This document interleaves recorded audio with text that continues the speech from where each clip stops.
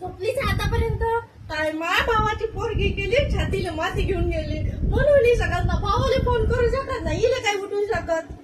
सकाळपासून पुरा पसारा भरलाय. तूच तर म्हटलं होतं भावाची पोरगी कर, लोकांची पोरगी पाहिजे नाही. हा ना, तेच तर गलती झाली. लोकांची पोरगी असती तर म्हणू शकली असती, दोन कानाखाली देऊ शकली असती. भावाची पोरगी आहे तर लाड डोक्यावर घेऊन बसले. मी आता एवढे लाड ना पोरीचे बी नाही पुरवले जेवढे हिचे पुरवा लागू राहिले.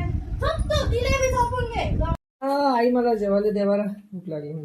अरे तुझ्या जिभीले हाड हाय की नाही रे?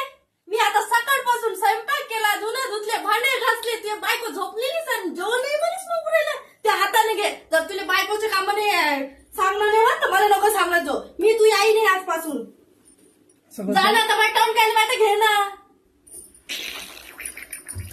कायले आणलं मा, एक जीव कायले दोन तशी कामं करूच राहिली. ते एका जीवाच्या कामं वाढवासाठी कायले आणली बायको करून काय माहित मी नो.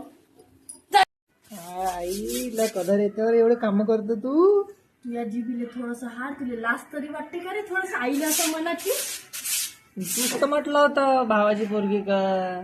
तेच तर चुकी झाली जीवनातली. एक त्याला बापाचं लग्न केलं आणि एक ते पोरगी घेऊन आली मी. अवघसा आता माझ्या भावाला म्हणतो त्या पोरीला घर घेऊन नाही म्हणतो. मला नाही पाहिजे, दुसरी बायको करू आता. बांधणं पाहिजे नाही मला, दोन दोन लग्न नाही करत मी. ती आवडत होती, तिच्यासोबत लग्न करून देऊ आपण. मी येतोच तिथे. अरे वा.